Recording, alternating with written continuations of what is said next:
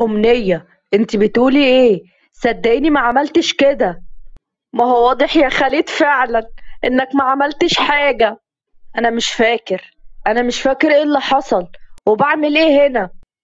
ايه اللي حصل وانا بعمل ايه هنا؟ انطقي. يعني ايه بتعمل ايه هنا؟ انت ناسي يا خالد اللي حصل ولا ايه؟ ما تستعبطش. ما تنجزي وتقولي ايه اللي حصل. اللي حصل انك اتصلت بيا وقلت عايز تقابلني هنا في الشقة دي، ولما جيت قلت لي انك بتحبني وعايزنا نتجوز، بس هيكون جواز عرفي الفترة لحد ما تقنع جدك وتطلق أمنية. انت بتقولي ايه؟ انا مستحيل اكون عملت كده. وانا هثبت لك دلوقتي ان ده كله حقيقي. وراحت تفتح التسريحة وتجيب الورقة، وبص في الورقة لقاها فعلا ورقة عرفي، وهو اللي ماضي وده خطه. بيحبها وجواز عرفي. اتجوزت عليا؟ أمنية أنا مش عارف ازاي ده كله حصل. أنا فعلا مش فاهم ولا فاكر حاجة. ايه بقى يا أخي؟ انت ما بتزهقش؟ بطل كدب. انت واحد خاين وكداب. في ايه يا أمنية؟ ليه كل اللي انت عاملاه ده؟ امال لو مش كان متجوزك غصب؟ اخرسي يا صفا، ما اسمعش ليكي كلام. انت رايح فين وسايبني؟ ايه يعني بسيبك؟ بقولك ايه، ابعد ابعد عني. انت كله ده عشان عايز تروح وراها وتسيبني لوحدي هنا؟ ما انا كمان مراتك ومتجوزين، ولازم تشوف هتعمل ايه دلوقتي في وضعنا ده. بصي يا صفا، انا مش عارف عملت كده ليه. لو كان الكلام ده صح وانا مش فاكر اي حاجة، بس كل اللي اعرفه ان جوازنا ده حرام وما ينفعش اللي حصل ده. يعني هنعمل ايه؟ انا هقولك هنعمل ايه، اسمعي. دخلت أمنية البيت وطلعت أوضتها وقعدت تعيط، وهتعيط بشدة، وعمالة تفكر في الموقف اللي حطها خالد فيه، وإن هو كان باين عليه إن هو بيحبها. ليه عمل كده فيها؟ ليه اتجوز عليها؟ وفكرت إن هي خلاص مش هتضعف تاني، ومش هتبين ضعفها قدامه، وهتكون قوية وهتاخد حقها منه. ونزلت تحت تتكلم مع جدها شوية في أكتر من موضوع، وبعد نص ساعة دخل خالد. جدي، أنا اتجوزت صفا. انت اتجننت؟ بتقول ايه؟ اتجوزت على حفيدتي ونفذت اللي في دماغك؟ غصب عني يا جدي، صدقني. ليه؟ اجبروك وضربوك على ايدك يا صغنن؟ ايه ما بتردش ليه؟ بقولك اسمع، تطلق امنية زي ما قلتلك. ما اقدرش يا جدي، انا ما صدقت. امم عشان كده بتضيعها من ايدك، صح؟ وانتي ايه؟ مفيش رد فعل نهائي؟ يا جدو يعني خالد الصغير هو عارف مصلحته كويس. انتوا هتجننوني.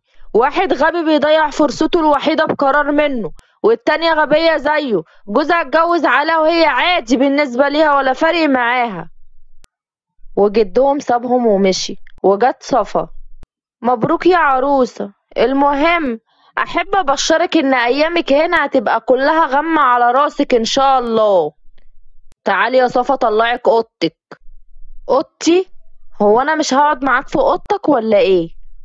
صفا، اسمعي. مع اني مش متذكر حاجة من اللي حصل، بس اتجوزتك رسمي لان مهما كان انت بنت خالتي. انت مراتي بس الأوضة دي اوضتي انا وأمنية بس، مفهوم؟ مفهوم. وسابها ومشي ورايح على اوضته، وهو عنده شك اللي ممكن نلاقي أمنية. يو بقى يا ميرو، بطل تضحكني. طول عمرك دمك خفيف يا أمير. وانت كمان وحشتني جدا، انت وعمته ناهد. يلا بقى انا مستنياكوا ان شاء الله توصلوا بخير يا رب. ميرو وحبيبي وحشتني؟ لا والله، انت ازاي تتكلمي معاه كده؟ انت اتجننتي؟ وانت مالك يا خالد؟ خليك في حالك وفي مراتك ويلا بره. هو ايه اللي بره؟ يعني اطلع بره الأوضة علشان عايزة انام. ده اوضتي انا ولا ناسية؟ كانت بقى، دلوقتي هي اوضتي انا ويلا بره. وقامت وزقته بره وقفلت الباب. ايه لعب العيال ده؟ افتحي يا أمنية. لأ، ويلا على أوضة تانية نام فيها. طب عاوز أغير هدومي يا أمنية. بالهدوم اللي عليك ونام.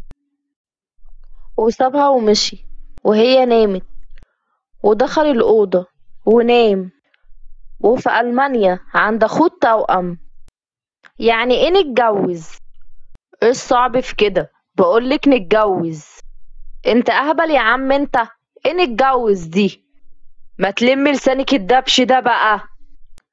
ما انت اللي واحد عبيط يا عم، وده اللي واضح.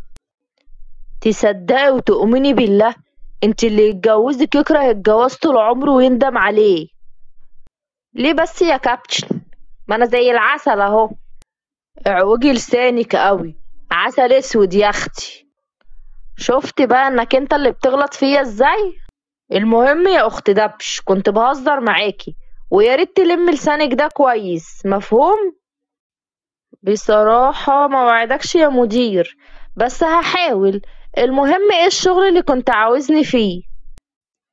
وصحي خالد من النوم، وراح اوضته، ولقى الباب مفتوح، وكده اتأكد ان أمنية مش جوه، ودخل عشان ياخد شاور ويغير هدومه، وغير ونزل يفطر معاهم. صباح الخير. صباح النور يا ابني، اقعد افطر معانا. كانوا قاعدين بيفطروا، وفجأة يا خرابي الحقوني. وفجأة سمعوا صوت حد بيصوت، والصوت كان جاي من أوضة صفا. دخلوا عند صفا، اصطدموا من منظر شعرها كله وقع. يا خرابي ايه المنظر ده، مش قادرة هموت من الضحك. ايه اللي عمل فيكي كده يا صفا؟ كنت داخلة باخد شاور وبستخدم شامبو الشعر، وبعد ما خلصت لقيت شعره كله عمال يقع. وخالد هداها بكلمتين وخرج. خرج هو وجده، وأمنية فضلت واقفة قدامها وبتضحك وبتستفزها. ايه ده يا صفا؟ مش تاخدي بالك؟ عاجبك شكلك الوحش ده كده؟ اكيد انت اللي عملتي فيا كده. لا والله عيب كده يا صوفي، بقى تقولي عليا انا كده. وسابتها ودخلت اوضتها، وافتكرت ان عملته ان حطت مواد كيميائية على الشامبو عشان يوقع لها شعرها.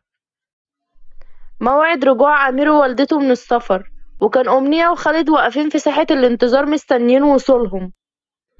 كان خالد كان متغاظ قوي، والغضب كان باين على وشه لما شاف أمنية فرحانة قوي وهتموت على اللقاء ده. خالد بغيظ قال لها: ايه فرحانة قوي كده برجوعهم ولا ايه؟ وانت مالك يا خالد؟ خليك في حالك، وبعدين انت ما تعرفش انا بحب عمته وأمير قد ايه. سكت خالد وهو يشعر بالغضب بسبب كلامها وطريقتها. وظهر أمير ووالدته. عمته حبيبتي، وحشتني قوي قوي. وانتي كمان يا حبيبة عمتك، وحشتني قوي قوي يا أمنية. انت ازاي ماسك ايديها كده قدامي؟ انت عبيط؟ طب وفيها ايه؟ ما انا بحبها. نعم يا روح ماما. ممكن لايك واشتراك.